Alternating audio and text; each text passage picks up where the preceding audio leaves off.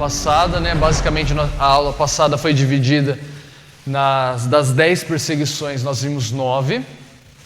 Falamos das diversas controvérsias que tiveram, diversos problemas que a igreja começou a enfrentar, que foi forçada a estabelecer o cânon, a responder às acusações.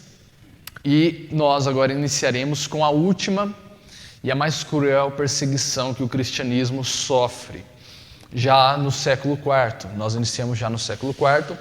Essa perseguição, ela se deu sobre Diocleciano, imperador Diocleciano e Galério, do ano 303 ao ano 324, então 21 anos de perseguição.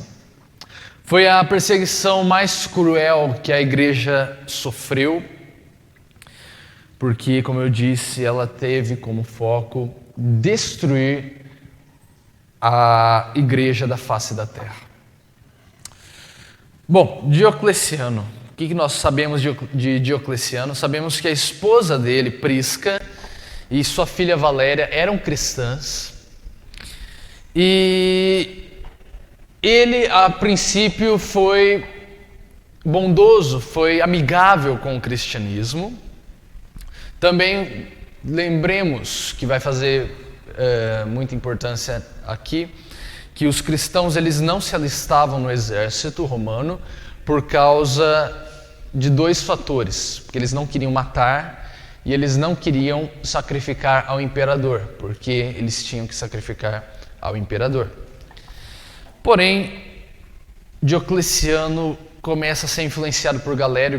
Galério queria poder, queria tomar o cargo de Diocleciano, e ele acaba influenciando Diocleciano a pintar um quadro dos cristãos que na verdade era mito apenas para ele conseguir chegar no ponto que ele queria, que era tomar o trono.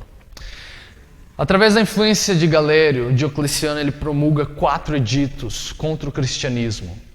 Os 2 primeiros são pacíficos e os 2 últimos são sangrentos. O primeiro edito é expulsar todos os cristãos do exército. Os cristãos não se alistavam ao exército, mas muitos soldados se convertiam ao cristianismo. Então Galério, com o suposto medo de insurreições no exército, ele pede para Diocleciano expulsar todos os cristãos do exército. Nisso já há alguns martírios, há alguma resistência, mas por enquanto não há um número considerável. O segundo edito, em 303, incitado também por Galério, Diocleciano ele ordena que sejam queimados todos os edifícios e as escrituras sagradas dos cristãos. E isso começa a ter mais um choque, porque os cristãos agora eles não cedem, eles não entregam suas escrituras, e então começa a haver resistência. Bom, esse é o motivo porque, fazendo um parênteses, esse é o motivo porque nós não temos muitos manuscritos anteriores ao século IV, porque a maioria foram queimados por esse segundo edito de Diocleciano. Além disso, houveram 2 incêndios misteriosos, não se sabe quem foi o autor, nos palácios reais, e Galério acusa os cristãos para incitar cada vez mais o ódio a Diocleciano. Muitos afirmam que foi o próprio Galério que ordenou esse incêndio para que ele pudesse culpar os cristãos. Nisso, através desse marco, Diocleciano se enche de fúria e vai mesmo agora contra os cristãos, com unhas e dentes. Nisso, Diocleciano mantém o seu decreto, o seu edito de perseguição, de destruição das igrejas, das casas, templos, que na verdade a maioria se reuniam em casas, a destruição das escrituras, e ele promulga isso para todo o império. Porém, há um senhor de um território chamado Constâncio Cloro, que ele é o pai do futuro imperador Constantino, que ele não segue essas ordens, ele apenas destrói algumas igrejas, mas ele não insiste na entrega dos livros sagrados. E nós vemos que Constâncio tinha alguma graça, os cristãos tinham alguma graça para Constâncio. Depois disso, Diocleciano ele promulga 2 editos. Ele se convence que os cristãos estavam conspirando contra ele. Então, o terceiro edito, na verdade, ele diz que todos os líderes das igrejas sejam encarcerados e que todos os cristãos oferecessem sacrifício diante dos ídolos. Assim começa uma perseguição sangrenta, uma das maiores, se não a maior, que a igreja sofrera. E isso mostra como que há sempre essa revolta. Vocês percebem que durante essas 10 perseguições, todos tiveram o mesmo propósito, o sacrifício aos deuses e a crença em boatos. Eles não tinham nenhuma prova palpável, mas eles criam em boatos. A questão é que como houve uma calmaria nessa época, muitos cristãos acabaram cedendo, apostatando e entregando as suas escrituras, e isso vai causar um grande problema depois, assim como causou com Novaciano, na questão do pessoal que apostatou, como que faria para serem aceitos novamente à igreja. Depois de vários problemas de ordem de organização do império, Galério consegue o seu posto de imperador, só que acontece um monte de problema, ele tenta chamar Diocleciano de volta, Diocleciano não aceita, e no fim da sua vida, a tormenta, a perseguição já abaixa, e Galério, enfermo de morte, no dia 30 de abril do ano 311, promulga o seu edito de tolerância, e até chega a pedir oração aos cristãos por causa de sua enfermidade. Então ele acaba voltando atrás. Praticamente essa foi a última perseguição que os cristãos sofrem. E quando Galério promulga esse edito, são abertas as prisões, as pedreiras onde eles eram forçados a trabalho, e brota ali pessoas aleijadas, com sequelas, por causa das torturas que sofreram. Depois disso, depois de Galério, o Império Romano, ele fica sob o domínio de 4 imperadores, um desses, Constantino. Chega a uma certa altura da história que há apenas Constantino e mais uma pessoa chamada Magêncio disputando pela regência do Império total. Antes de nós entrarmos em Constantino, lembrando que todas as perseguições, exceto a de Décio, que nós vimos na aula passada, e essa de Diocleciano, todas elas foram locais, elas não foram pegando o território total do Império Romano, e todas seguiram aquele padrão de Trajano. Lembra que nós lemos a carta de Trajano a Plínio, que ele fala que se uma pessoa for denunciada, o Estado deve investigar e chegar até o ponto da apostasia, chegar a tentar, fazer o cristão apostatar, se não matá-lo. Mas as demais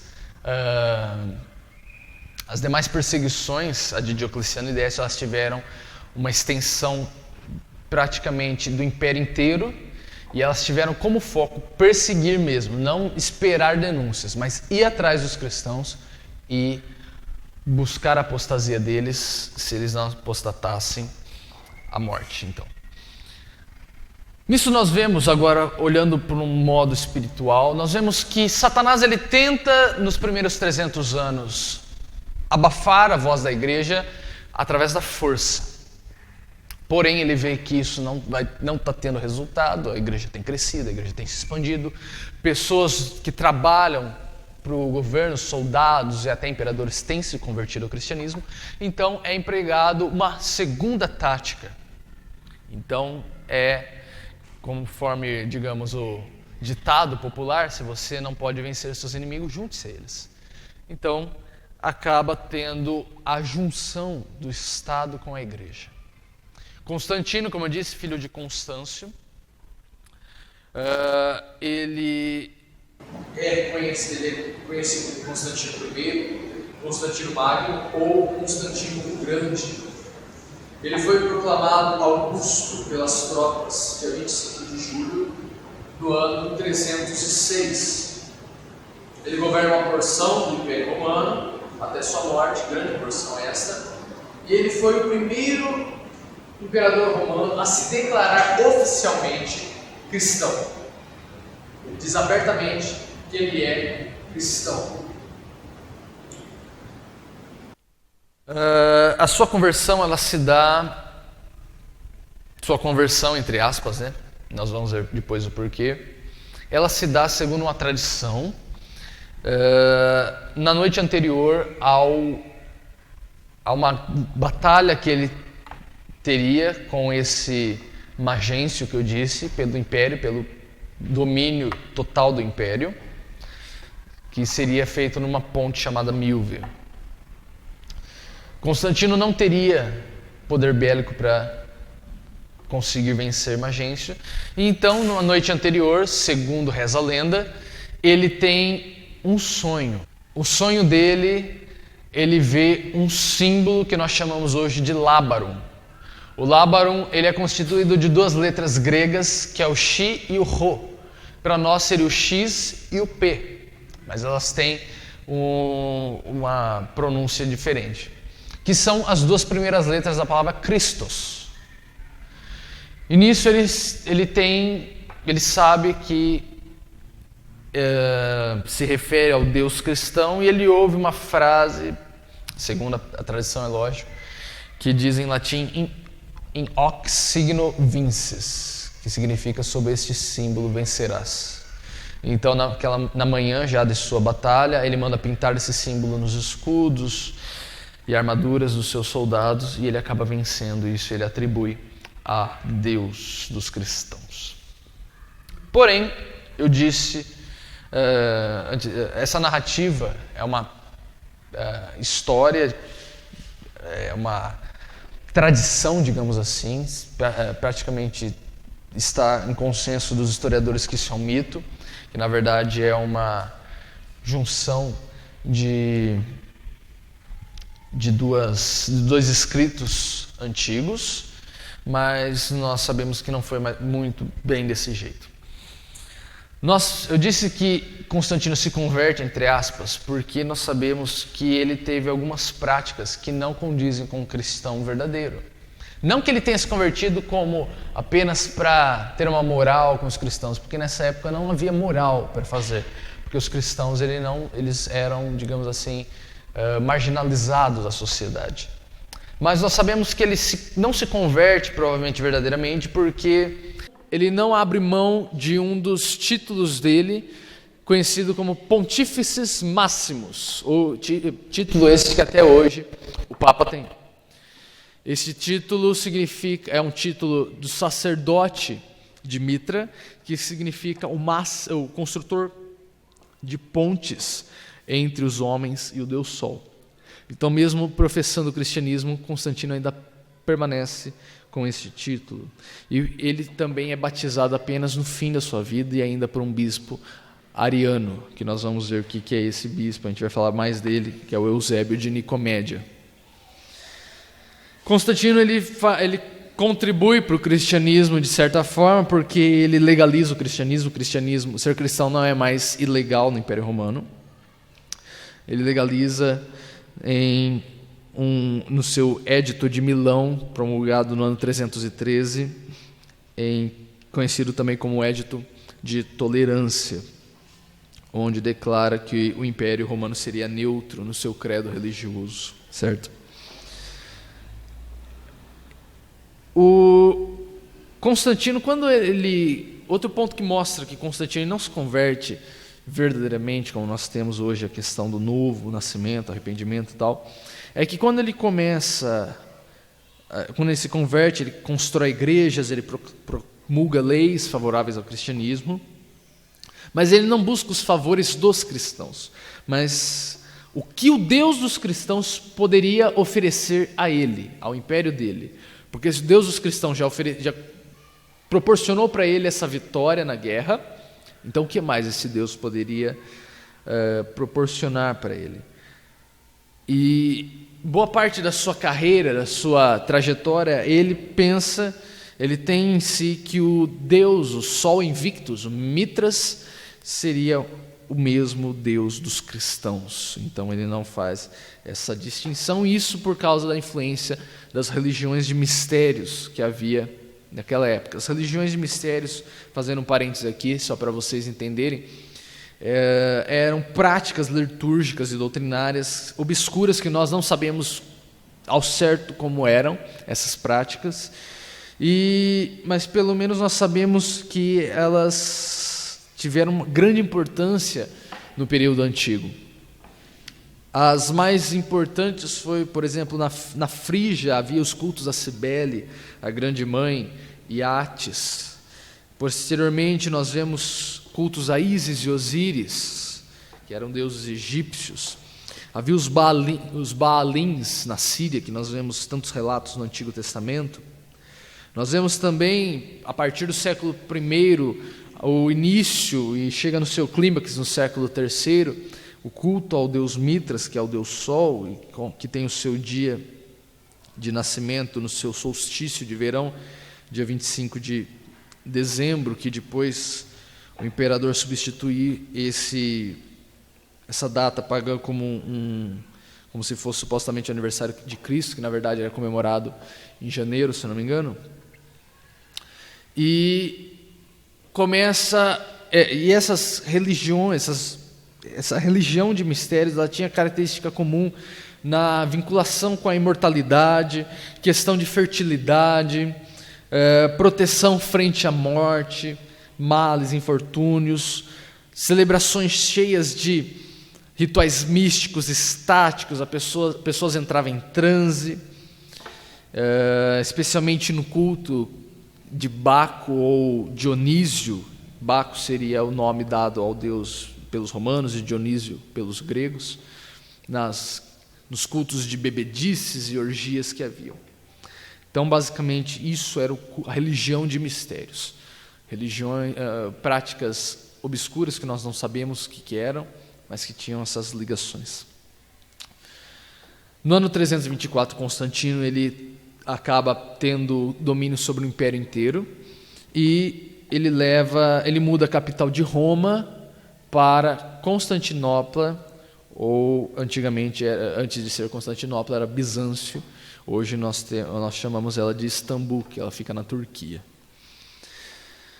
Para que haja um ponto estratégico para o governo, que nós não vamos entrar em detalhes, tal, por não vir nossa alçada nesse minicurso. Os cristãos eles começam a crescer cada vez mais nas graças do imperador, e Constantino começa a ser visto como um ungido de Deus, porque ele tem o poder de juntar o cristianismo e trazer paz. Porém, nós sabemos que isso não é verdade, certo? Ele fez muitos erros, ele acostuma muito mal os cristãos naquela época, e nós vamos ver que se até aqui nesses 300 anos começaram a haver desvios da doutrina, a partir de agora haverá muito mais, numa velocidade muito mais rápida.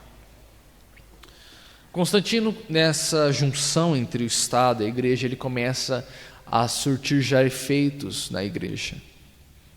Alguns deles é que o culto cristão ele começa a abraçar influências do protocolo imperial. Por exemplo, o incenso, que até esse momento era usado ao culto ao imperador, ele começa a ser usado nas igrejas.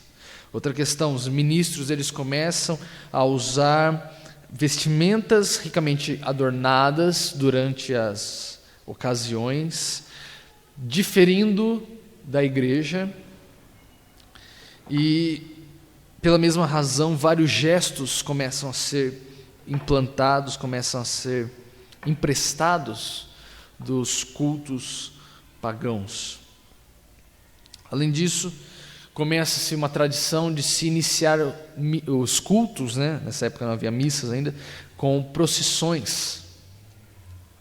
E as procissões começam a ganhar mais destaque e as pessoas começam a participar mais das procissões e menos dos cultos. Como nós dissemos na aula passada, desde o século II, os cristãos já tinham a prática, o costume de comemorar o aniversário da morte dos mártires, de se reunirem nas catacumbas, nos cemitérios, lembrando dos martírios, ceando naqueles lugares. E não começa a demorar muito para que venha uma ideia errônea na mente do cristianismo de que o culto terá um valor maior se for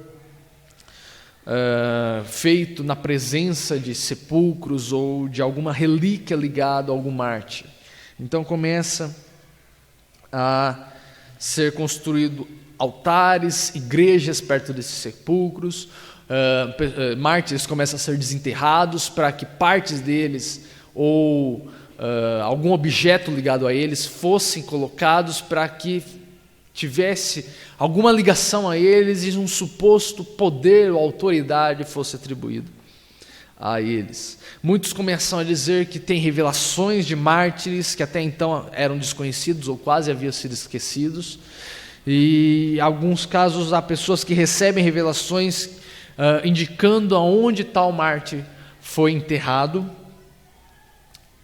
Um grande exemplo disso é a mãe de Constantino, a imperatriz Helena, que em 326 peregrina a Jerusalém, a Terra Santa, onde ela pensa que ela havia descoberto a cruz de Cristo, a conhecida Vera Cruz, e logo começa a surgir boatos que essa cruz tem poderes milagrosos. E esses boatos começam a se espalhar pelo império inteiro. Em meio a essa situação, os líderes da igreja tentam ao máximo refrear essa superstição que começa a ser criada, mas eles não conseguem muito. E os pastores tentam explicar aos fiéis de que não há diferença, não há necessidade da pessoa ir peregrinar a Jerusalém, porque lá não há diferença de santidade, a terra lá é santa, a água de lá é santa, e que não precisava isso para um cristão receber alguma bênção especial de Deus. Outro ponto que começa a colidir com a cosmovisão cristã é que até esse ponto havia uma dificuldade em se entender como uma pessoa rica poderia servir a Cristo, ser cristão verdadeiramente, porque eles tinham em mente de que a riqueza e a pompa, elas corrompiam o cristão. Mas nesse ponto começa a ser valorizado isso. Um cristão, ele deve ser rico, deve ostentar sua pompa, e isso começa a ser um sinal do favor divino.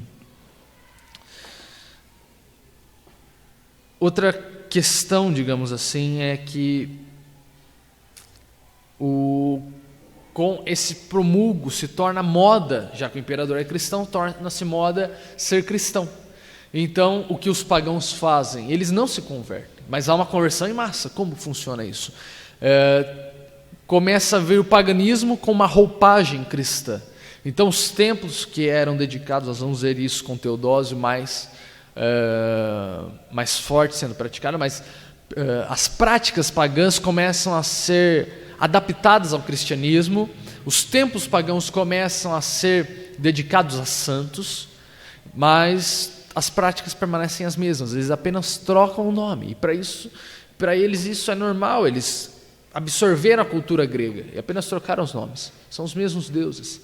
Então, isso começa a ser um grande problema, porque antes havia todo um tempo de catecumenato, lembram? 3 anos de catecumenato, agora não.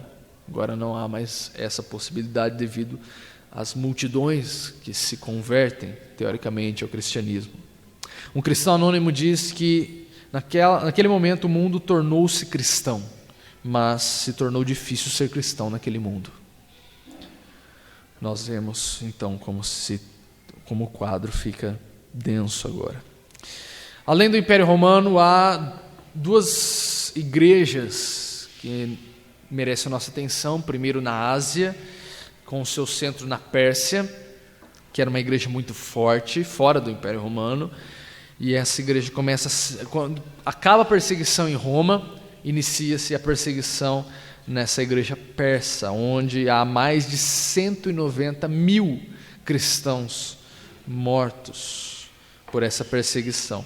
E isso é um número muito maior do que nos 250 anos primeiros da igreja no Império Romano, certo? Mas um marco dessa igreja persa é que eles são muito mais fiéis. É muito mais difícil um cristão persa apostatar do que um cristão romano, por isso que há um número tão elevado de mortes.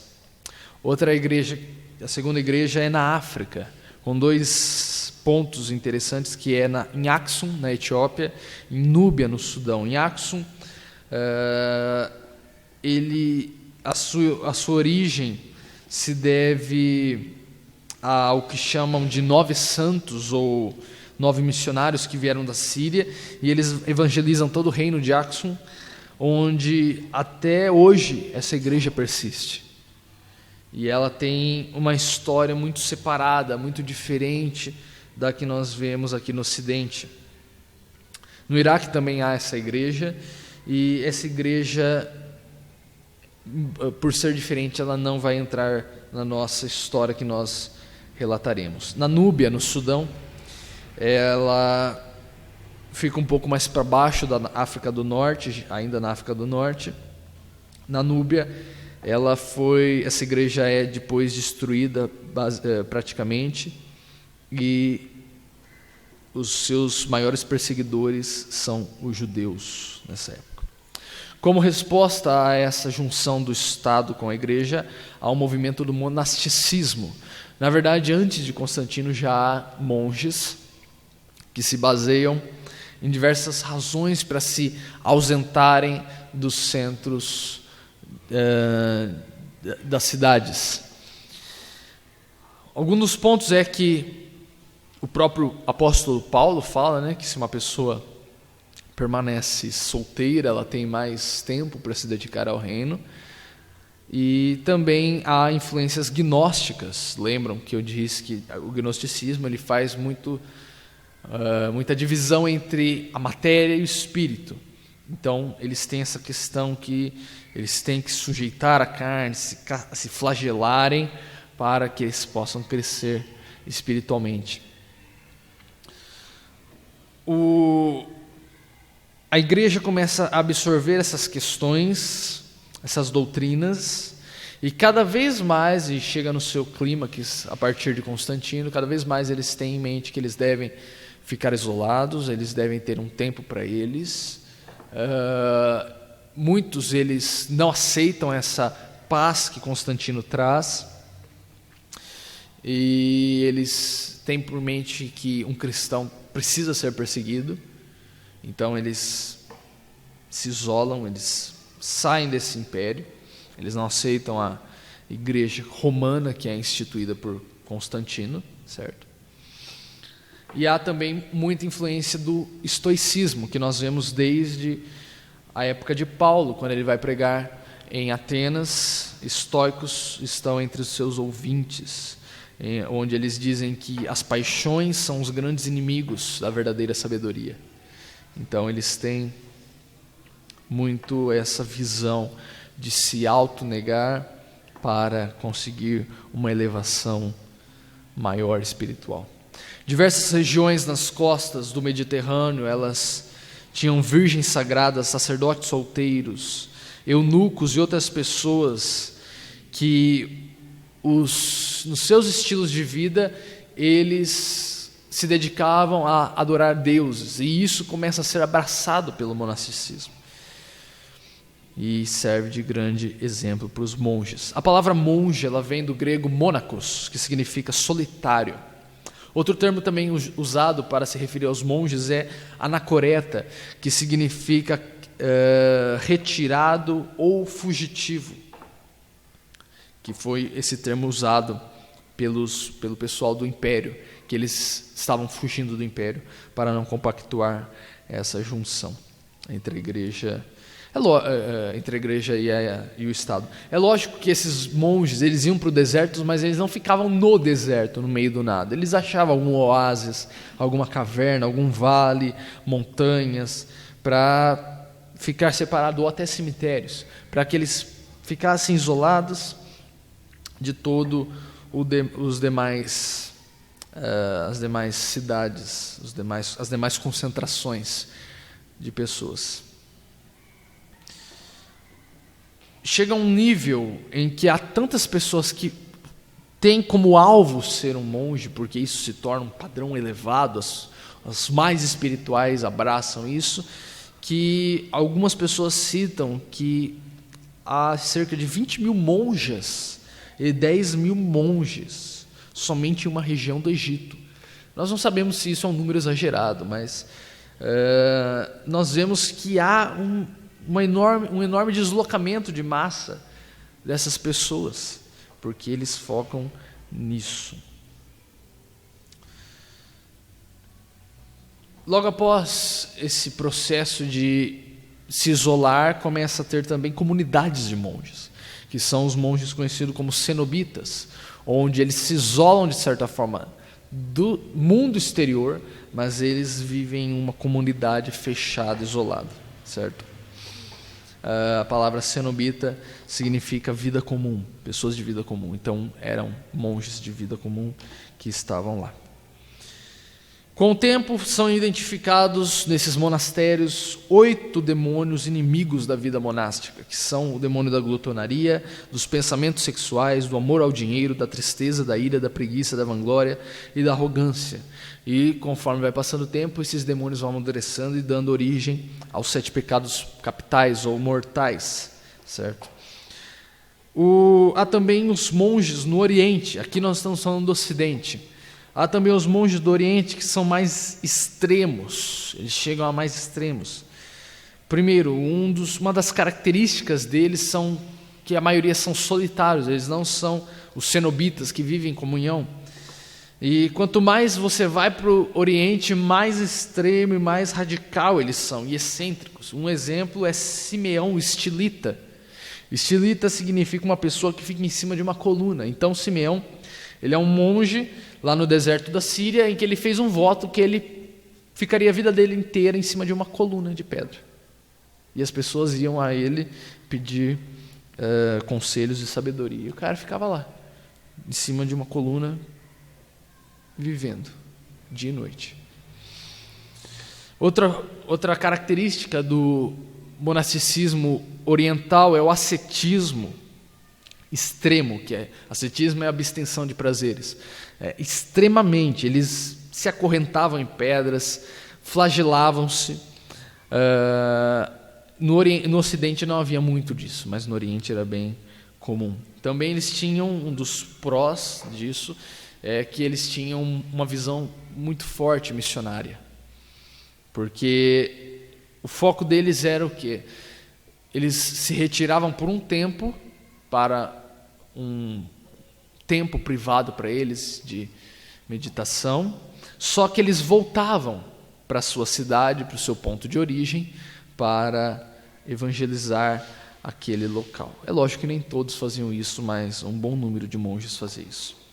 No monasticismo nós temos prós e contras. Os prós é que eles enfatizavam muito uma vida de oração, eles enfatizavam também o conhecimento das Escrituras, eles eram missionários e eles faziam um contraponto a Roma.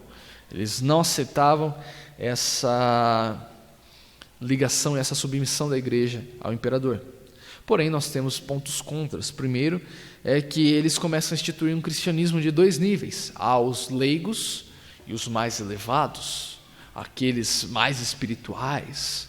E isso começa a gerar um grande problema, e nós vamos ver que isso vai influenciar muito, inclusive o papado. Outro ponto que eles começam a enfatizar é a salvação por obras. Se eu me flagelo, se eu me isolo, se eu me privo, eu sou mais agraciado por Deus. É lógico que eles não professavam abertamente a salvação por obras, eles criam a salvação pela fé mediante a graça, mas é lógico que a ênfase deles estava muito mais nas obras do que na graça. Então é lógico que onde está a sua ênfase está a sua teologia. Então começa cada vez mais a teologia deles a apontar para isso. E há a questão da separação do mundo. Nós vemos na oração sacerdotal de Jesus, em João 17, que Cristo fala explicitamente: não os peço que os tires do mundo, mas os livres do mal. Eu acho que eles não entenderam muito bem essa parte da oração, porque eles quiseram se afastar do mundo. Nós fomos chamados para sermos cristãos no mundo, e não além, aquém do mundo. É dito que os puritanos que virão após a reforma, eles foram os monges que deram certo, que fizeram corretamente, porque eles viveram uma vida com todos esses prós do monasticismo, mas que viveram no mundo, fizeram diferença na sociedade e colocaram em prática isso. Como eu disse lá na parte do final da discussão, da perseguição de Diocleciano, há uma controvérsia com Donato. Donato ele tem o mesmo ponto de vista de Novaciano, de que ele é muito rígido para aceitar as pessoas, os cristãos que apostataram, de volta à igreja. Donato era um bispo da igreja de Cartago e ele não aceita essas pessoas. Então ele cria separadamente, ele sai da igreja católica romana e cria para si a igreja donatista, que se espalha principalmente para o norte da África e persiste até a invasão muçulmana. Aqui no século IV, nós temos 2 grandes controvérsias, 2 grandes heresias que quase destroem o cristianismo, que são a heresia ariana e a heresia pelagiana. Nós vamos ver primeiro sobre a heresia, a controvérsia ariana. Para nós entendermos o arianismo, nós temos que ver a questão do sabelianismo, porque o arianismo ele remonta a tempos bem anteriores de Constantino, pois ele já começa a ser basicamente expresso na forma em que Justino, Clemente de Alexandria e Orígenes entendiam a natureza de Deus. Porque quando os cristãos do século I eles saem pregando, eles começam a pregar o cristianismo, lembram da controvérsia, das acusações que os intelectuais faziam. Eles falavam que o cristianismo era uma religião de pessoas burras, é uma religião irracional. Então, para responder a isso, essas pessoas começam a usar muito da filosofia grega. Só que tem pessoas que exageram muito disso e são muito mais filósofos do que teólogos. E acabam distorcendo a figura do Deus cristão. Certo? Nisso surge uma das primeiras heresias e a mais perturbadora, digamos assim, que foi defendida por Sabélio, que foi um líder da igreja em Roma. A sua origem no século III, estamos no século IV, só para lembrar, a sua origem no século III, ela começa a se propagar muito rapidamente na igreja e ao redor da região do Mediterrâneo, certo? E Sabélio, ele diz, basicamente ele enfatiza muito a unidade de Deus. Então, para ele, e ele chega a pontos extremos, a ponto de negar a distinção da Trindade. Então, para ele, basicamente, baseado em textos bíblicos como Deuteronômio 6,4, que diz: ouça Israel, o Senhor teu Deus, o Senhor nosso Deus é o único Senhor, texto usado até hoje por unitarianos, que é o famoso Shema Israel, né? Shema Israel, Hashem Elohim, Hashem Echad. Ele fala que Deus é uma pessoa e uma substância, que não há distinção, mas que Deus se apresenta de diversas formas durante a história. No Antigo Testamento ele se apresenta como Pai, no Novo ele se apresenta como Filho, e depois ele se apresenta como Espírito Santo. O sabelianismo também é chamado de modalismo, porque significa que é um Deus em diferentes modos apenas, ou também é chamado de patripacionismo. Por que patripacionismo? Patripacionismo é a junção de dois termos que significa a paixão do Pai, que é mais ou menos assim. Por lógica, se é um Deus vestindo 3 roupas diferentes, mas é uma pessoa só, então quem sofreu na cruz não foi o Filho, foi o Pai. E isso acaba tendo problemas na soteriologia, que é a doutrina da salvação, sabe?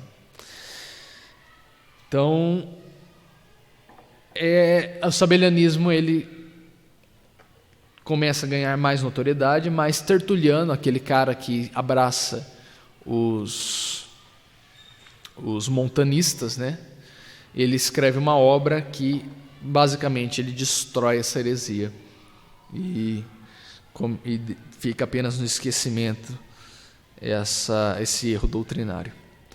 Porém, no século IV aparece um outro extremo. Se Sabélio dizia que não havia distinção na Trindade, aparece um bispo, uma pessoa, um diácono na verdade, chamado Ário, que ele vai para o outro extremo. Ele faz muita distinção na Trindade. Então Ário basicamente é um jovem, diácono, me desculpe, não é um diácono, é um presbítero. Ele é um presbítero jovem, de mente brilhante, digamos assim. Ele assistia o seu bispo em Alexandria, o bispo Alexandre, e Ário, certa feita, ouve o seu bispo falando que Deus, o Pai e Cristo tinham a mesma natureza, comunicavam a mesma natureza, embora eles fossem pessoas distintas. E Ário não entende isso e começa a acusar o seu bispo de sabelianismo, falando que o seu bispo não estava distinguindo a figura do Pai e do Filho. E nisso ele começa a revidar o seu bispo, fazendo a sua própria teologia, a sua própria doutrina da Trindade.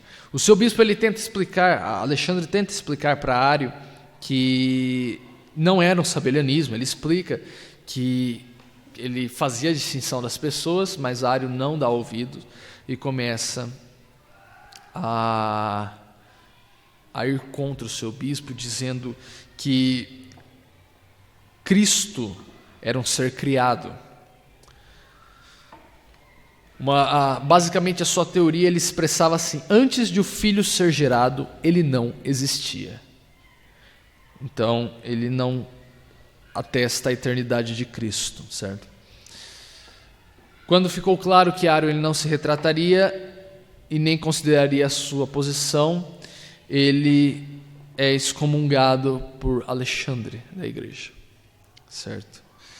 Porém, nisso Ário já faz vários amigos, muitas pessoas, muitos da liderança que compram essa ideia, e até em Alexandria ele obtém muitos seguidores.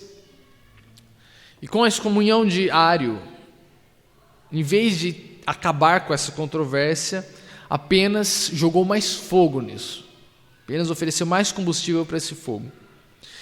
E Ário começa a propagar as suas heresias, ele começa a popularizar e disseminar o seu ensino. Por exemplo, ele condensou suas opiniões em linhas breves de versos simples e irônicos, de métrica irregular, e ele publica esses poemas, digamos assim, num livro chamado Thália, que é um nome de uma musa da comédia, da poesia pastoral da mitologia grega.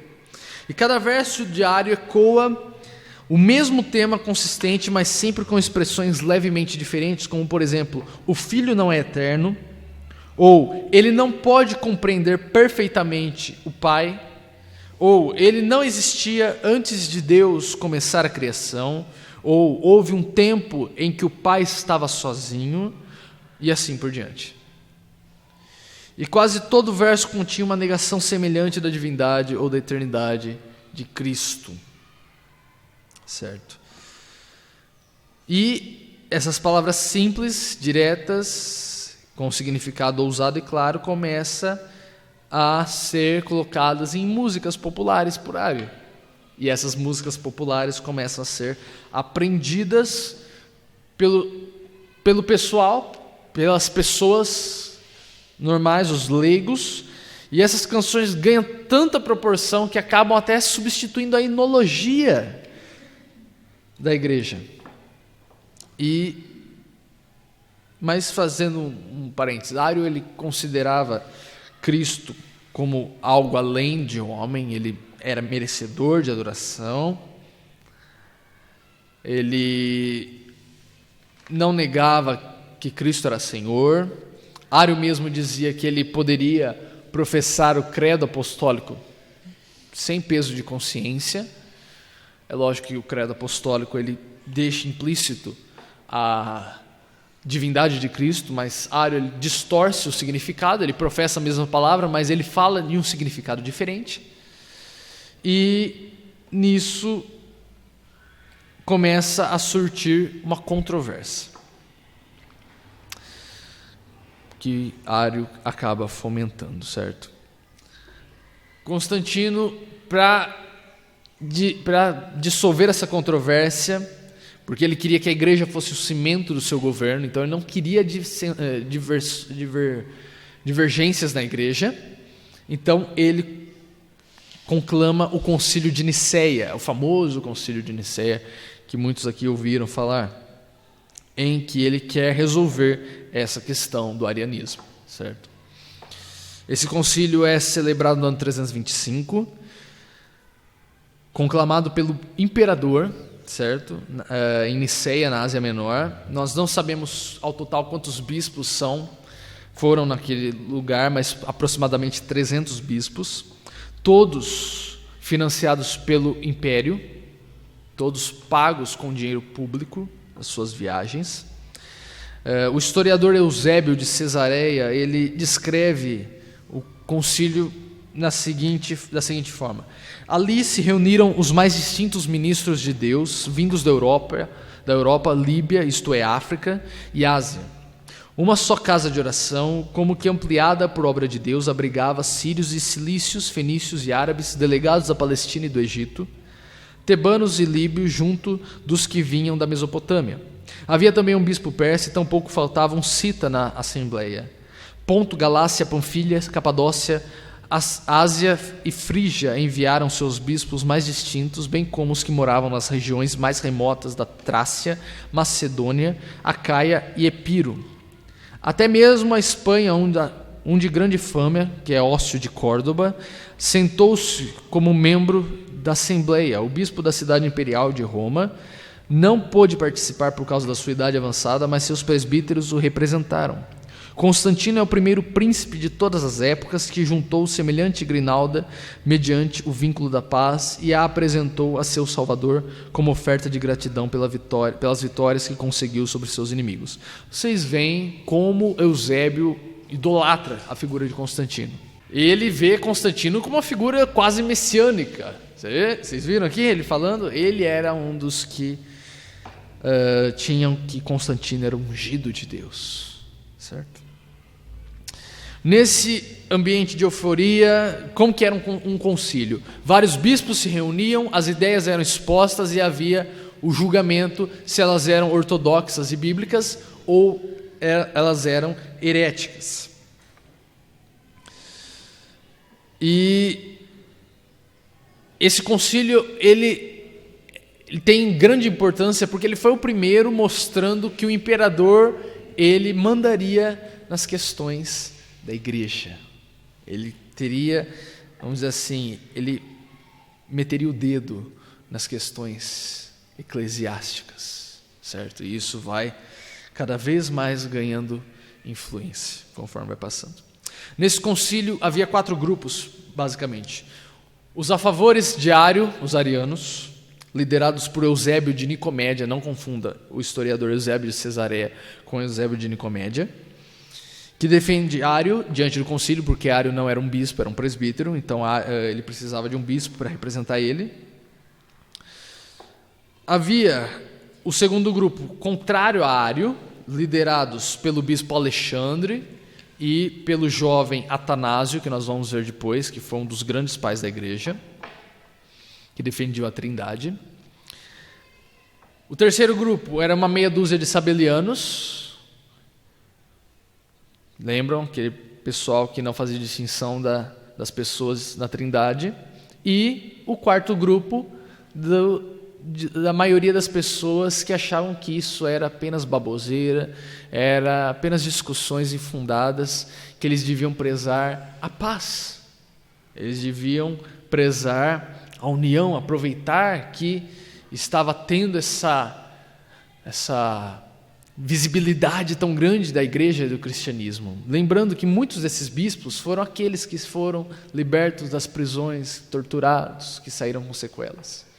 Então eles não queriam divisões, eles estavam vivendo um tempo muito bom para eles, de paz. Então a maioria achava desnecessário esse debate. Eusébio, ele tinha por si que quando ele fosse apresentar a sua doutrina, todo mundo ia aceitar e ia ver que isso não passava de um engano. Porém, quando as pessoas começam a ouvir a exposição das doutrinas arianas, eles têm uma reação muito contrária da que Eusébio achava que eles teriam.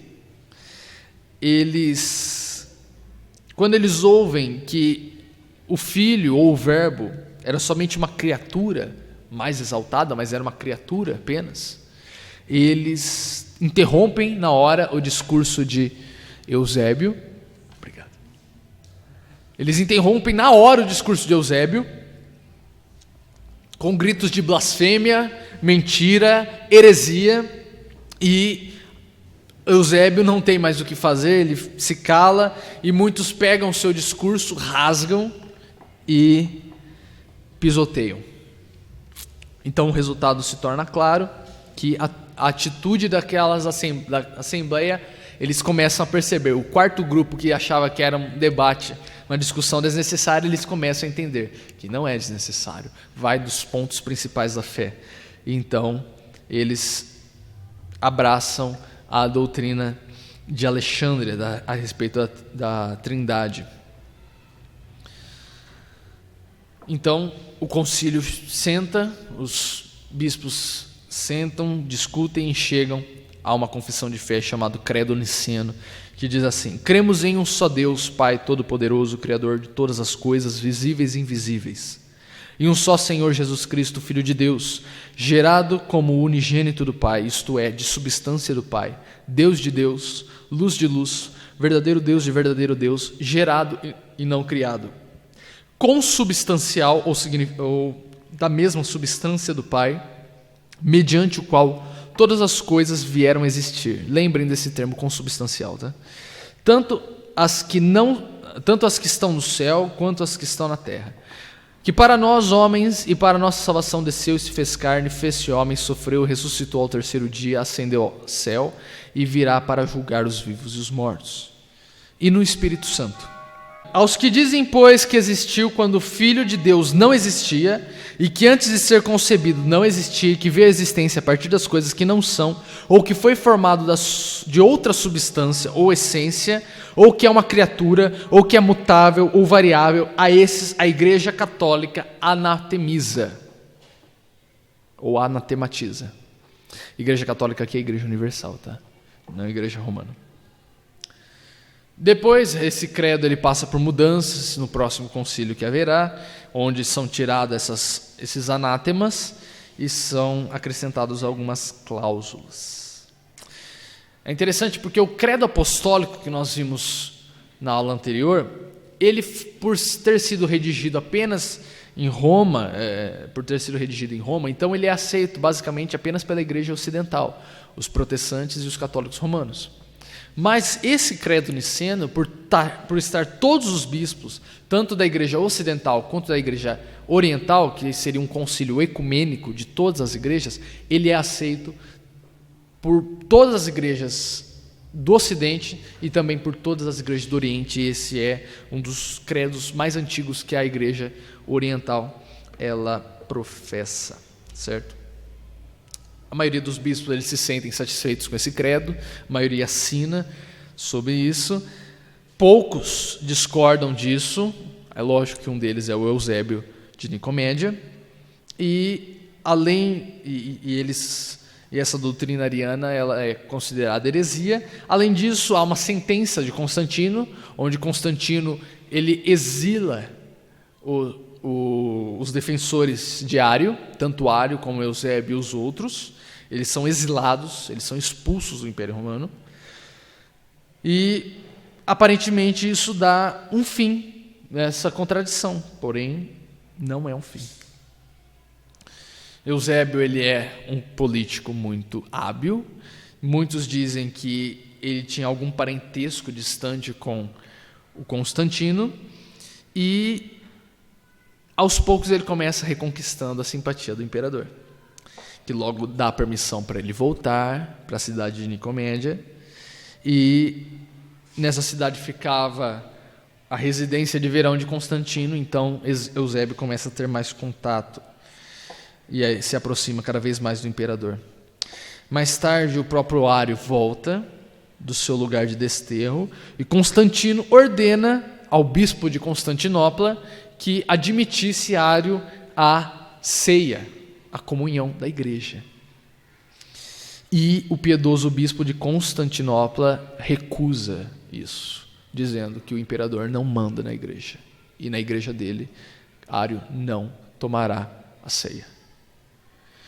Alguns dos amigos de Ário, que continuavam em boa situação com os membros da igreja, eles escrevem imediatamente um protesto ao bispo, dizendo que um grande grupo deles pretendia acompanhar Ário à igreja no dia seguinte, para receberem juntos a ceia. E nisso o bispo de Constantinopla ora o seguinte: se Ário deve ser unido à igreja amanhã, que eu possa partir. Não destruas os piedosos com os ímpios, mas se queres ter misericórdia e poupar a igreja, remova Ário, para que a heresia não entre junto com ele e a impiedade não seja considerada piedade.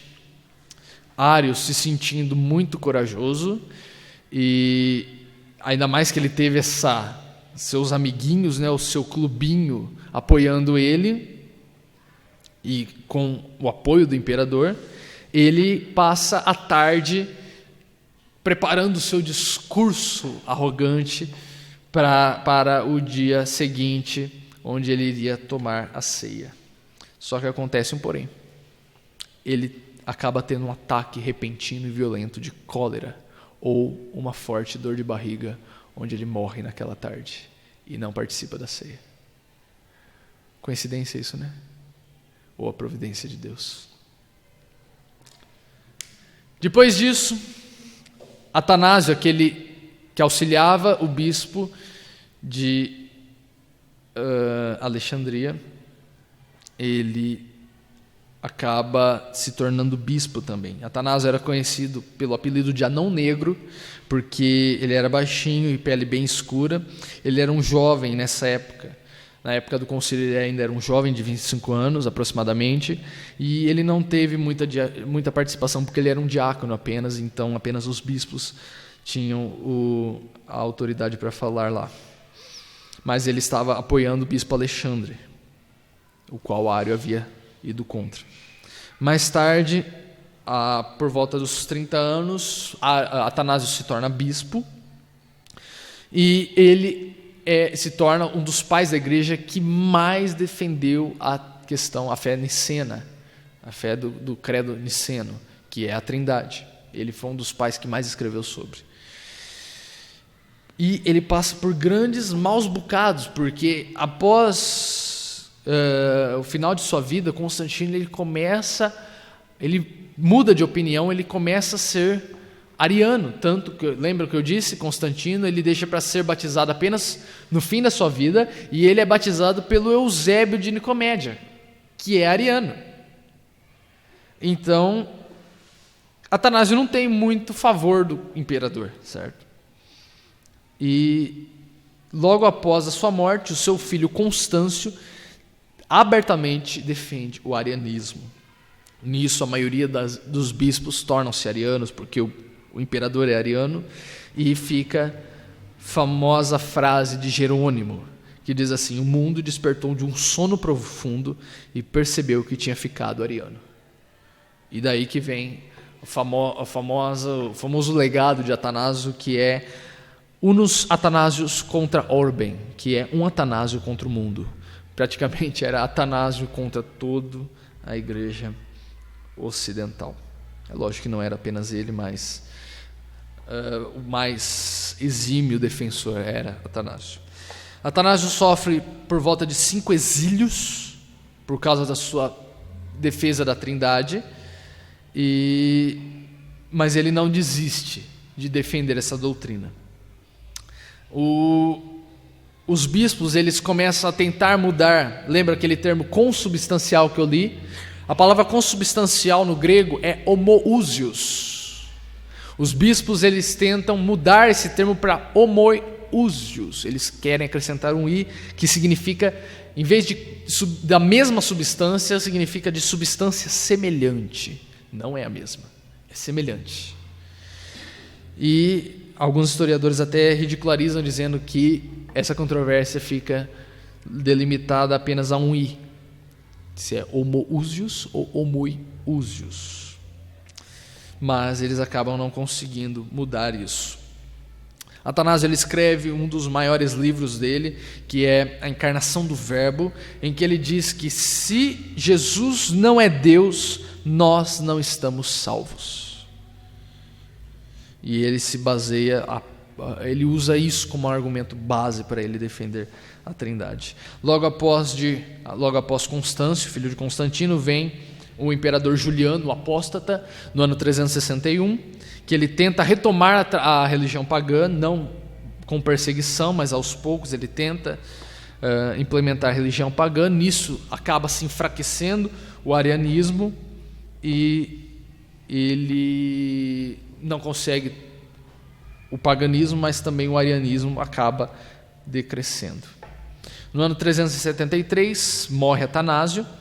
O arianismo já havia declinado bastante nessa época, perdendo a sua força. E no ano 381, quando há o concílio de Constantinopla, por incrível que pareça, esse concílio reafirma o concílio de Niceia. Mas ainda o arianismo não estava derrotado, porque nessa época saem muitos missionários arianos no meio dos bárbaros. Então, quando os bárbaros vierem tomar no Império Romano, eles vão trazer de volta essa heresia ariana, certo? Nisso vem ao trono o Teodósio I, que governa do ano 379 ao 395. Ele era um general católico, natural da Espanha, que expulsa logo de cara os arianos da cidade, e ele estabelece, ao contrário de Constantino, que apenas legaliza o cristianismo, Teodósio oficializa o cristianismo. E aqui ele junta mesmo o Estado com a igreja. Então, a partir de agora, se você não é cristão, você é perseguido. Se você é pagão, você é perseguido. Então, vira a mesa, vira o jogo, né? No começo dos séculos cristãos, o século IV inicia-se com a maior perseguição da igreja e encerra-se com a igreja, teoricamente, perseguindo os pagãos. Olha que contradição, olha que como que em 100 anos pode mudar a história.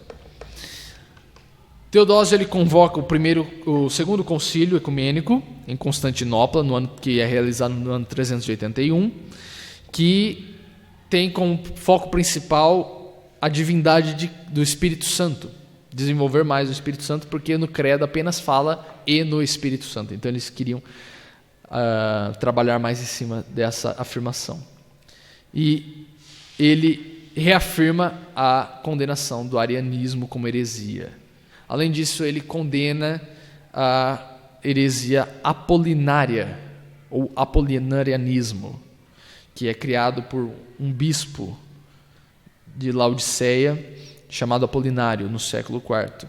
Ele afirma que o espírito e a alma humana de Jesus haviam sido substituídos pelo divino Logos, que é o Verbo. Então, basicamente, a alma humana de Cristo havia sido substituída pelo Espírito Divino de Cristo. Então, Cristo não tinha alma humana. Nisso entra o problema, porque se Cristo veio como homem para redimir o homem, ele deveria redimir o homem em todas as esferas, corporal e espiritualmente. E se ele não veio como um homem, o espírito de um homem, então haveria um problema nessa redenção. Lembrando também que no Concílio de Nicéia é instituído os 27 livros, é oficializado os 27 livros do Novo Testamento, e aqui no Concílio de Constantinopla também é fechado o cânon nos 27 livros, certo?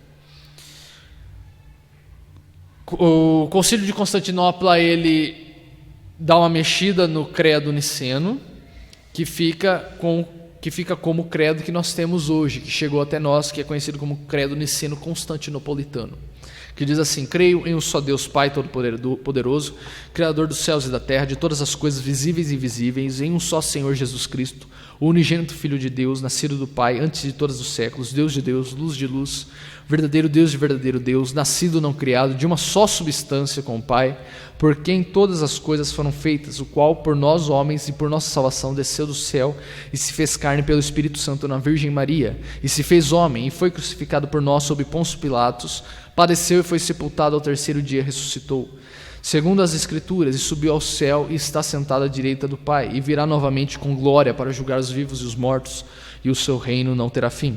E no Espírito Santo, que é o Senhor vivificador, o qual procede do Pai e do Filho. Esse termo "e do Filho" não existia até aqui, vai ser acrescentado no ano 589 e vai ser motivo de controvérsia, mas nós vamos ver na próxima aula isso, que juntamente com o Pai e o Filho é adorado e glorificado, que falou pelos profetas, e em uma só Santa Igreja Universal e Apostólica, confessa um só batismo para a remissão dos pecados, espera a ressurreição dos mortos e a vida no mundo vindouro. Amém. Também há diversas escolas interpretativas nessa época. As principais eram de Alexandria e de Antioquia. Antioquia nós vamos ver mais à frente. Alexandria, ela foi influenciada por Orígenes, lembra que eu falei que era um herege, que interpretava tudo alegoricamente, o Gênesis 1 e 2. E para Orígenes havia três tipos, basicamente, de interpretações bíblicas. Havia o primeiro tipo, o primeiro nível, que é o nível da carne, uma interpretação literal e óbvia. Havia também a interpretação da alma, que era aqueles que já fizeram algum progresso na vida cristã, começava a discernir alguns sentidos mais profundos e óbvios. E havia o sentido do espírito, onde a interpretação era alegórica e própria dos que são espirituais. Alguns exemplos de como ele interpretava. Gênesis 24, 15 a 17 diz assim: Rebeca vem tirar água do poço e encontra os servos de Abraão. Segundo eles, significa essa passagem que diariamente devemos vir aos poços da Escritura para ali nos encontrarmos com Cristo. Totalmente no contexto, né? Êxodo 1, 15, 16 fala que Faraó mandando matar os meninos e preservando as meninas hebreias. Para eles, isso significa que os meninos eram o espírito intelectual que deveriam ser morto, e enquanto as meninas significavam as paixões carnais. Nada a ver, né? E através dessa interpretação desastrosa que começa a ter muita influência nesses pais, inclusive em Agostinho, tá? Agostinho ele é muito ruim em interpretação bíblica, embora ele tenha sido muito bom na questão da graça. Porém, nós seguimos a sola gratia que nós vimos no domingo passado, o pastor expôs, e nós vamos ver na última aula, que é a Bíblia interpreta ela mesma, e nós não podemos inserir nenhuma interpretação ao nosso próprio gosto, certo? Sola escritura, desculpe. Falei sola gratia? Sola gratia hoje. Sola escritura. Entramos então no século V, vamos ver se dá tempo. Entramos com Agostinho, acabei de falar mal dele, vamos falar dele agora. Agostinho nasceu no ano 354, morre no ano 430. Nós sabemos de sua vida através do seu livro Confissões, um livro muito bom, ser lido, onde o livro em todo ele é em forma de oração, é ele falando com Deus. Agostinho ele é natural do norte da África, sua mãe Mônica faz tudo possível para ele aceitar o cristianismo, mas ele passa diversos momentos em sua vida até chegar ao cristianismo. Ele abraça a filosofia maniqueísta, que é um tipo de gnosticismo em que faz uma dualidade entre a matéria e o espírito. Depois ele vira neoplatônico para tentar responder o problema do mal. E, por fim, ele se converte em Milão, ouvindo a voz de um menino cantando toma e lê, toma e lê. Então ele lê uma passagem de Romanos, se não me engano, Romanos 13, em que diz que devemos deixar todas as más condutas de glutonaria, orgias e práticas assim. Logo após ele volta para a África para viver como monge, mas pouco depois ele é eleito como bispo em Hipona. Agostinho ele escreve, o clímax de Agostinho é que ele enfatiza muito a graça de Deus. Ele é um dos primeiros autores a enfatizar bem a graça de Deus que Paulo fala. O seu escrito é muito profundo, muito rico. Nós vemos isso, por exemplo, no Solilóquio de Amor, que está no capítulo 27, no seu livro Confissões, que diz assim, ele está falando a Deus, solilóquio é uma oração dizendo a Deus, que diz assim: tarde te amei, beleza tão antiga e tão nova, tarde te amei. Eis que estava dentro de mim e eu lá fora a te procurar. Eu, disforme, me atirava a beleza das formas que criastes. Estavas comigo e eu não estava em ti. Retinham-me longe de ti aquilo que nem existia se não existisse em ti. Tu me chamaste, gritaste por mim, venceste minha surdez, brilhaste, o teu esplendor afugentou minha cegueira, exalaste o teu perfume, respirei e suspiro por ti. Eu te saboreei e agora tenho fome e sede de ti. Tocaste-me e o desejo da tua paz me inflama. Bem profundo ele, né? Uma das grandes frases dele é: concede-me o que me ordenas e ordenas o que quiseres. Essa frase vai surtir muita controvérsia com um bispo britânico chamado Pelágio. Pelágio ele vem a Roma e ele fica aterrorizado com os problemas, os pecados que haviam lá. Ele vai para Roma para trabalhar com os pobres e ele encontra um livro que especialmente ele odeia, chamado Confissões. E a frase desse livro que ele mais odeia é essa: concede-me o que me ordenas e ordeno o que quiseres, porque ele fala que a nossa salvação é ganha com esforço próprio, que Adão ele não passou para nós pecado original, ele apenas foi um mau exemplo, que Cristo também não teve um sacrifício para nos redimir, apenas foi um exemplo também de bondade para nós, e ele começa a negar. E o foco dele basicamente era o pedobatismo, o batismo de crianças, que naquela época o batismo começa a ter já um tom de comunicar uma graça especial. Se você é batizado, as águas têm algum poder. Então ele tinha essa questão de que uma criança não precisa ser batizada porque ela não tem pecado original, então ela não precisa ser regenerada, tá? Ela vai apenas galgar pecados conforme ela foi crescendo. E Agostinho vai contra isso e fala que não, nós temos um pecado original, a natureza humana é corrupta, e nós temos, ao invés de um livre arbítrio, nós temos um servo arbítrio, uma vontade escravizada e cativa do pecado, e nós temos a necessidade da graça de Deus para sermos salvos. Pelágio falava que não necessitamos necessariamente da graça de Deus para sermos salvos.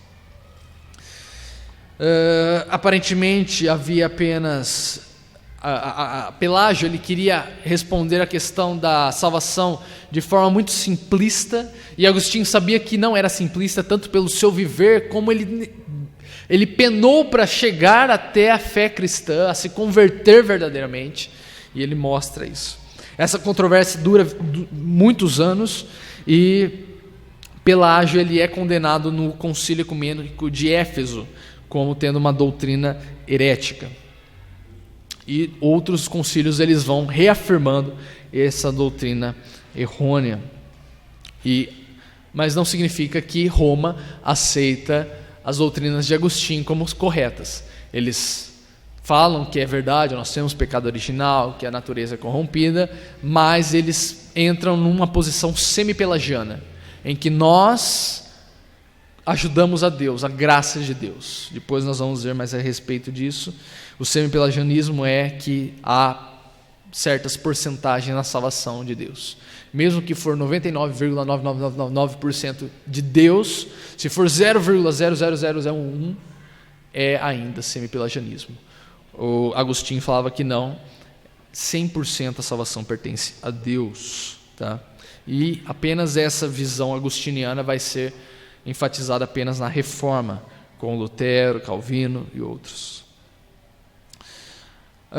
Os sínodos de Cartago e o Concílio de Éfeso aprovam o ensino de Agostinho, mas depois em Orange eles fazem esse jogo de palavras, não tirando a responsabilidade do homem na salvação. A questão é que como nós deveríamos ver esses pais da igreja?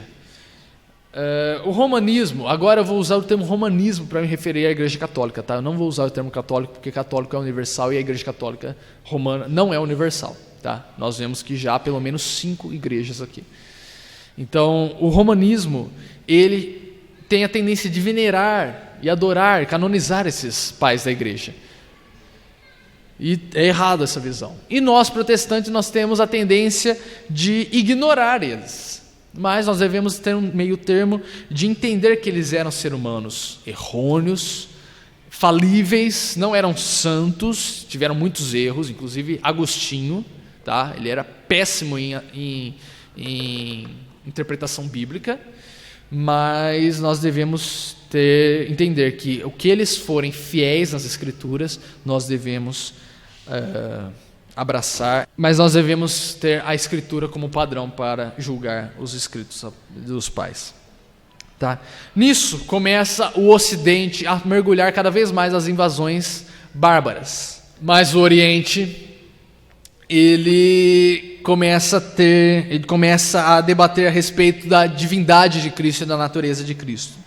Houveram 7 concílios ecumênicos é que a igreja oriental e ocidental estiveram de acordo. Os 2 primeiros, Niceia e Constantinopla, que nós falamos, foram a respeito da Trindade, e de Éfeso, Calcedônia, Constantinopla II, Constantinopla III foi a respeito da doutrina de Cristo, e Niceia II foi a respeito das imagens e dos santos.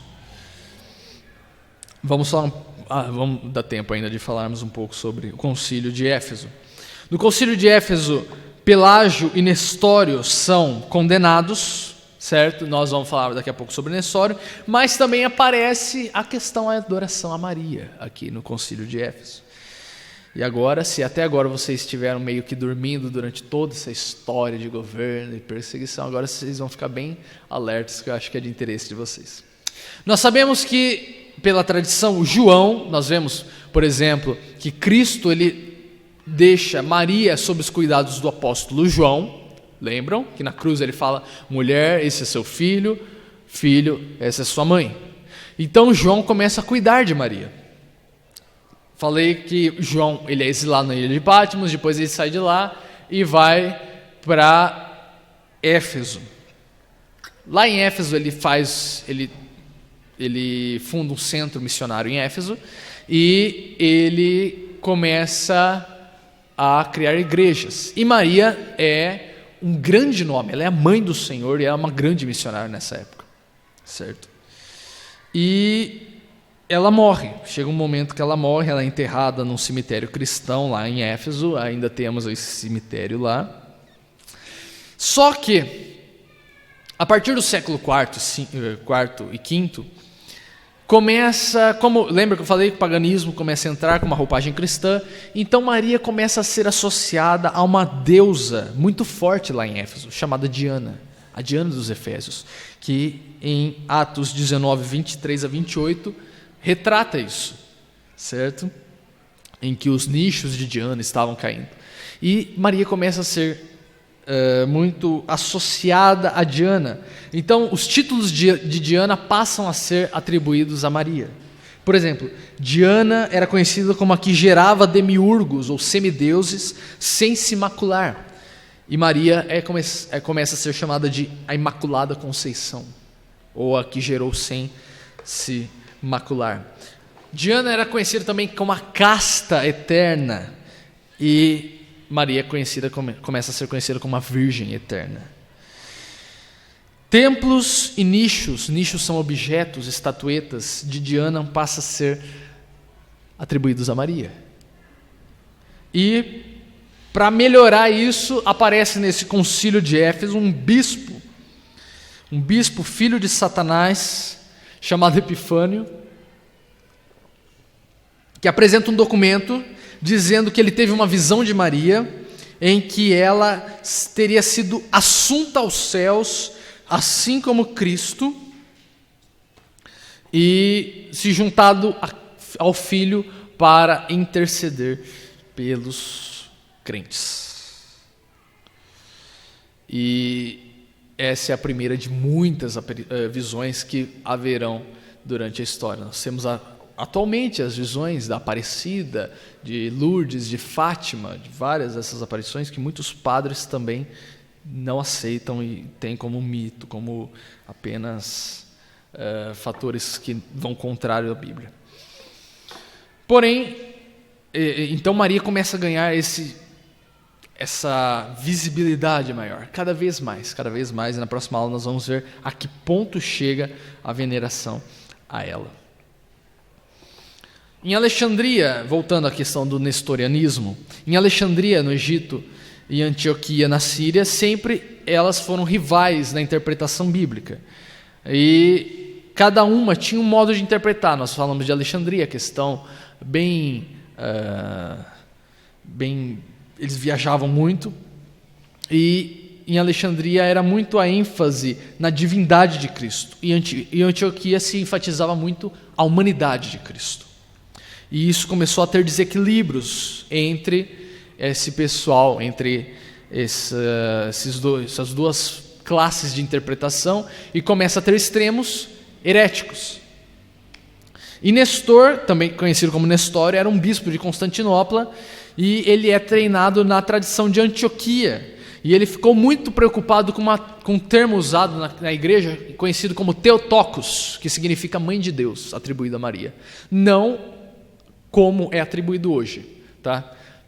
Theotokos, ele significa, ele passa a questão da criança que nasceu de Maria, era Deus já. A criança que estava no ventre de Maria era Deus já. Ela foi a mãe de Deus, porque a criança que ela concebeu era Deus. Não se tornou Deus depois, não foi um avatar humano que depois a divindade se junta, tá? Então é nesse sentido, não que ela seja. Então, nesse ponto é um termo ortodoxo bíblico, que ela era assim, a criança que nasce dela é Deus. Mas Nestor, ele dizia que não, ela era Cristotokos, ela era a mãe de Cristo. E aparentemente, Nestor ele foi interpretado errado, mas havia pontos que ele mesmo pisava na bola, porque ele falava que ele não conseguia imaginar uma criança de 3 anos sendo Deus. Então, se uma criança de 3 anos não é Deus, em algum ponto da vida Cristo tornou-se Deus. E começa então a ser herético isso. Houve alguns problemas em que Nestor não é ouvido, apenas Cirilo, que é um bispo de Alexandria, me desculpe, Cirilo, que defende a questão da divindade de Cristo, é ouvido e acaba Nestor sendo condenado como herege. E Nestor ele tinha como uma figura de linguagem, um exemplo da água e do óleo das naturezas de Cristo. Elas não se juntavam, elas estavam separadas, digamos assim, ele fazia uma distinção meio até demais das naturezas de Cristo. Ele era 100% homem, 100% Deus, mas essas naturezas estavam separadas. E nesse concílio eles falam que não, que a natureza de Cristo está junta, inseparavelmente, mas elas não se misturam. Ele não é um homem semidivinizado e nem um Deus humanizado. Tá? Depois disso, há um problema de um concílio que depois é cancelado pelo Papa Leão I, que nós vamos ver na próxima aula sobre ele, e logo após é feito o concílio de Calcedônia, nós vamos já encerrar. Tá? O concílio de Calcedônia no ano 451, que foi o maior concílio da história, com mais de 500 bispos presentes, maioria do Oriente, porque o Ocidente estava tendo a invasão dos bárbaros.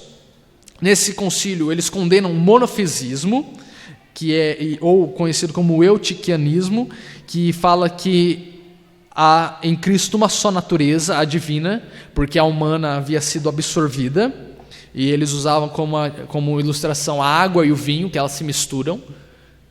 Tá?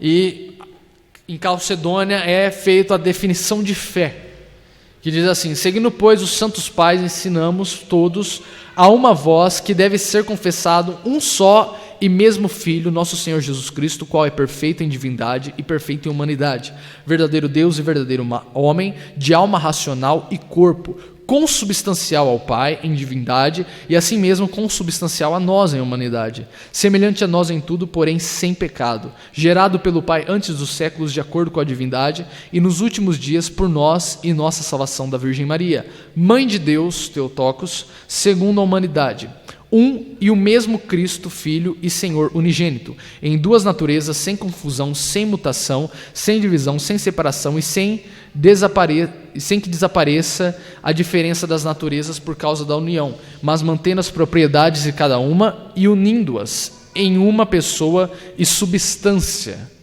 não dividido ou partido em duas pessoas, mas um e o mesmo Filho unigênito, Deus Verbo e Senhor Jesus Cristo, como foi dito acerca dele pelos profetas de antigamente, e o próprio Jesus Cristo nos ensinou e o credo dos pais nos transmitiu. É interessante que as implicações desse credo são 4 basicamente, que as propriedades de ambas as naturezas de Cristo podem ser atribuídas a uma só pessoa, como por exemplo, Cristo pode ser onisciente e ao mesmo tempo de conhecimento limitado, dependendo em que natureza você se refere. Segundo, que os sofrimentos do Deus homem podem ser reputados como real e verdadeiramente infinitos, ao mesmo tempo que a natureza de Deus não é passível de sofrer. Terceiro, é a divindade e não a humanidade que constitui a raiz e a base da personalidade de Cristo. E 4, o Logos, o Verbo, não se uniu a um indivíduo humano distinto, ou seja, existia uma pessoa assim e ele se une, se torna depois de um período Deus, e sim a uma natureza humana. Não houve primeiro um homem já existente com quem se teria associado a segunda pessoa da deidade, mas a união foi efetuada com a substância da humanidade no ventre da Virgem. Essa é uma declaração ortodoxa e seguida pela maioria das igrejas, inclusive pelas protestantes, certo? Nisso tem, através desse concílio, há igrejas dissidentes que não concordam com isso, a igreja nestoriana, que é principalmente mais na parte da Pérsia, também se estende para a Arábia, a Índia e também a China, hoje se encontra no Irã, no Iraque e na Síria. Também aos monofisistas, que são fortes na Armênia, na Etiópia, no Egito e na Síria, por causa que eles não querem se vincular a Roma. Se essa é a confissão de Roma, eles não querem ser associados por rinchas que havia. Também conhecidos como jacobitas, em homenagem ao grande missionário Jacó Baradel, e esse pessoal copta, né, que são os coptas no Egito, inclusive eles fazem o sinal da cruz, ao invés de 2 dedos, eles fazem com um dedo só mostrando que é uma natureza só que Cristo possui. Elas se negam a aceitar essa declaração de fé de Calcedônia e são conhecidos como monofisistas, ou seja, que eles não distinguem as duas naturezas de Cristo, é uma natureza só, certo? A questão é, para finalizar, quando nós, protestantes, somos acusados de que nós dividimos a igreja, Lutero foi o grande divisor da igreja, isso é risível, porque até esse ponto aqui que nós vimos, já existem pelo menos 5 igrejas. Temos a Igreja Católica Romana, temos a Igreja Ortodoxa Oriental, temos a Igreja Nestoriana na Pérsia, temos as igrejas monofisitas nesses outros países, e temos a Igreja Donatista que vai desaparecer na invasão muçulmana. Então, já estava em 5 divisões a igreja. Não era uma coisinha bonitinha, homogênea, tá? Então não caia nesse papo furado. Por fim, termina-se esse período antigo, porque os bárbaros começam a entrar cada vez mais no Império Romano, e chega uma hora que o Império cai, o Império Ocidental, e fica só a capital em Constantinopla, certo? Ainda permanece até 1453, se não me engano. E daí, a partir da próxima aula, nós veremos já no início da Idade Média, que vai do ano 476 até 1453.